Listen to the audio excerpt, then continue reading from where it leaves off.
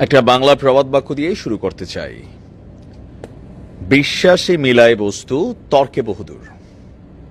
অনেক জিনিস আছে প্রকৃতিতে ঘটে, আপনি যদি এটাকে যুক্তি তর্কের আলোকে বিচার করেন, দেন আপনি এটার আসলে ওরকম এথিক্যাল কোনো উপস্থিতি বা রেডিক্যালি আমরা যেভাবে বিশ্বাস করি, আপনি ওইটার ওরকম কোনো সংজ্ঞা দাঁড় করাতে পারবেন না। বাট তারপরেও সেই আদি অনন্ত কাল থেকে আজকের দিন পর্যন্ত পৃথিবীর প্রত্যেকটি দেশে মানুষ যুগে যুগে কিছু জিনিসকে বিশ্বাস করে, যে শুভ লক্ষণ, কুলক্ষণ অথবা এনি কাইন্ড অফ সিমটমস, মানে থাকে না যে নিদর্শন, যে এখনো ধরেন ওই যে হঠাৎ করে সকালবেলা কি বলে যে যদি রাতা মুরগি ডাইগে ওঠে বাড়িতে মেহমান আসবে, তাই না? এরকম আছে, কাক ডাকলে একটা বিপদ আসবে, এটা যুগে যুগে আছে। তো পশ্চিমা দেশগুলোতেও এই জিনিসটা আছে।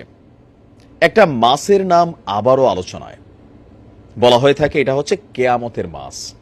ওই এলাকার স্থানীয় জনগণ এটা বিশ্বাস করে। বেসিক্যালি এই মাছটা হচ্ছে, যেটা আমরা সায়েন্টিফিকলি যদি দেখি, এটার নাম হচ্ছে অরফিশ। সমুদ্রের গভীরতম অঞ্চলে বসবাস করে এই অরফিশ। বিশ্বাস করা হয় এই মাছের দর্শন, মানে এটার সামনে আসাটা, এই মাছটাই সামনে আসা কোনো খারাপ খবর নিয়ে আসে অলওয়েজ। মঙ্গলবার সিএনএন বলছে, গেল এই মঙ্গলবারে যুক্তরাষ্ট্রের ক্যালিফোর্নিয়ার আপনার এনকেনিটাস উপকূলীয় অঞ্চলে নতুন করে একটি অরফিশ ভেসে উঠছে। এমন সময় ভেসে উঠল যখন বিশ্বজুড়ে তৃতীয় বিশ্বযুদ্ধের আলোচনা চলছে এবং কি শুরু হয়ে গেছেও কেউ বলে। এই নিয়ে গত 3 মাসেই আপনার এই মাছটি 3 বার এই উপকূলে ভেসে এসেছে। এর আগে গত 1 শতাব্দীতে, মানে 100 বছরে আপনার এই মাছটি মাত্র 22 বার দেখেছে যুক্তরাষ্ট্রের মানুষ, কিন্তু গত 3 মাসেই দেখছে, 3 মাস। তবে কেয়ামতের ওদিক দিয়ে আসলেও আসতে পারে। মাওলার কাছে রিকোয়েস্ট, হালকা একটা পাঠাই দেন। সারা পৃথিবীতে যেভাবে কেয়ামত লাগাই রাখছে, 2-1টা এলাকা ডুবাইলেও ডুবাইতে পারেন, বাঙালিরা প্রয়োজনে এখান থেকে শিফট হয়ে গেল নাকি।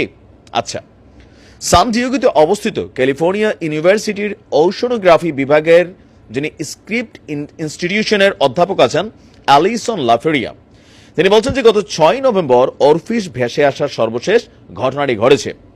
সেদিন এনকেনিটাস উপকূলের গ্র্যান্ড ভিউ বিচে 9 ফুট দৈর্ঘ্যের এই মাছটিকে দেখা যায়। তো সেখানে বলা হচ্ছে, মৃত এই মাছটি উপকূল থেকে উদ্ধার করেছে যুক্তরাষ্ট্রের জাতীয় সমুদ্র এবং বায়ুমণ্ডলীয় প্রশাসন। পরে এটিকে আঞ্চলিক মৎস্য বিজ্ঞান কেন্দ্রে স্থানান্তর করা হয়।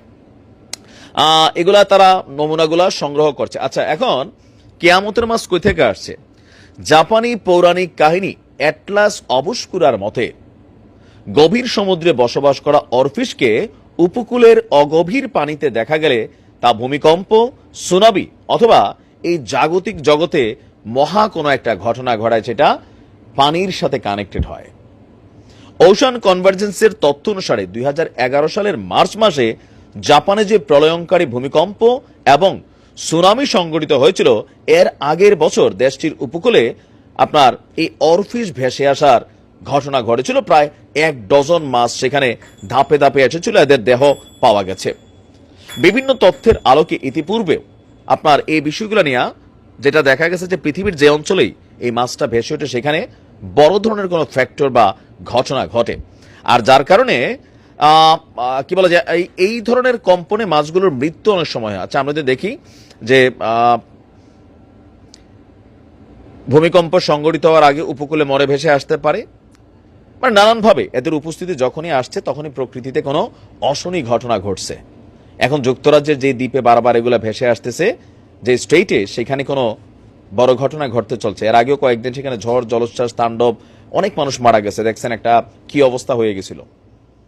হোক আমাদের কি, ভালো থাকুন।